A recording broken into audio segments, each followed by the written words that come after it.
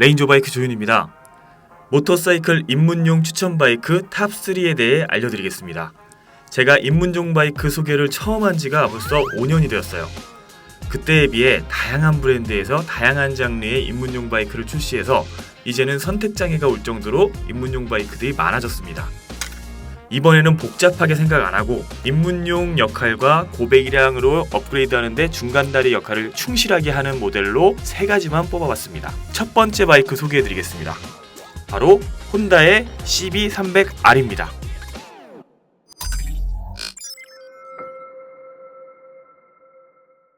의외라고 생각하시는 분들도 계실 거예요. 정가가 690만원이라는 가격에 비해 출력이 32마력으로 약해서 가성비가 안 좋다고 추천하지 않는 경우가 있는데요. 가성비만 보았을 때는 그렇습니다만 가격을 제외하면 입문용으로 장점이 많습니다. 일단 동급 대비 가장 가볍습니다. 바이크나 자동차는 가벼운 게 최고예요.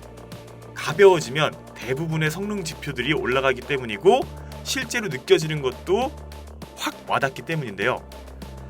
공차 중량이 145kg으로 경쟁 모델보다 20에서 50kg까지 가볍기 때문에 출발 정지부터 제동력, 가속력까지 막상 타보면 상당히 괜찮습니다. 그리고 연비도 좋고요.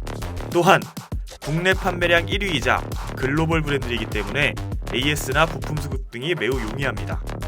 디자인도 네오 스포츠 카페라는 컨셉의 모던한 디자인으로 준수한 이미지를 가지고 있어요. 쿼터급에서 큰 차이는 없지만 그래도 기술의 혼다이기 때문에 차체 밸런스나 내구성들은 검증되어서 가장 좋다고 볼 수가 있어요. 다만 꼭 구입하신다면 2022년식 이후 모델을 구입하셔야 돼요. 2022년식부터 슬리퍼 클러치와 기어 인디게이터가 추가되었고 엔진 출력이 좀 더 컨트롤하기 편하게 조정되었고요. 주행 밸런스도 좋아졌기 때문이에요. 2021년식 이전의 모델은 추천드리지 않습니다. 특히 이 모델은 ABS 성능이 좋아요. ABS 성능이 좋다는 건 보통 안정성이 좋다는 뜻인데요. 웬만한 빗길에서도 급제동을 했을 때 프론트 락킹으로 인한 전도 가능성은 거의 없다고 보시면 됩니다. 이 점이 입문용으로 추천하는 가장 큰 이유예요. 금액적인 부분만 감안하실 수 있다면 특히 안정성 측면에서 높은 점수를 줄 수 있는 모델입니다. 두 번째는 BMW 모터라드의 G310R입니다. 이것도 의외라고 생각하신 분들이 계실 거예요. 특히 2020년식 이하 모델을 타보신 분들은 이게 무슨 개소린가 하실 수도 있어요. 맞습니다. 2020년식 이하는 구입하시면 안 돼요.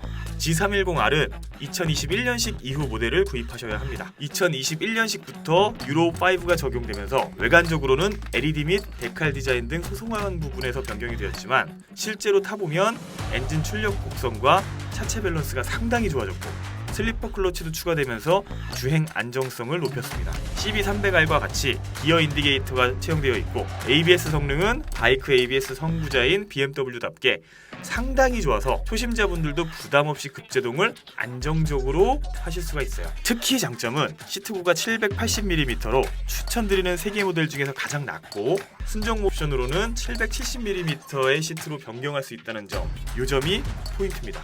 770mm 시트의 경우 평균적으로 키 160cm 이상이면 금방 적응하는 시트고예요.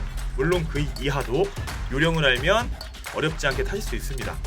그리고 BMW라는 브랜드 네임 덕분에 마트나 지하주차장에서 주차 거부를 당할 확률을 줄여주는 역할도 해요. 바이크는 몰라도 자동차 BMW는 잘 알고 있으니까요. 또한 매달 프로모션을 진행하고 있고 자체 파이낸셜 서비스가 있기 때문에 신차 구매 시 부담을 줄여주는 점도 추천 이유 중에 하나입니다. 이제 마지막은 허스크바나의 스파르투 필렛 250입니다. 이 모델은 디자인적으로 괜찮은 평가를 받고 있습니다.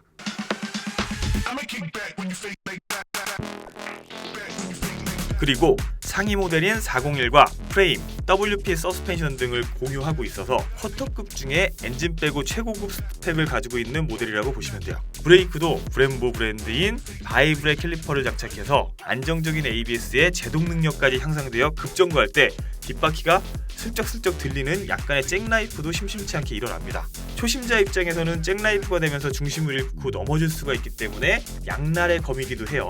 그냥 잡자마자 번쩍번쩍 들리는 건 아니기 때문에 앞에 설명드렸던 두 가지 모델에 비해서 브레이킹이 더 잘 듣는다 정도로 생각하시면 될 것 같아요.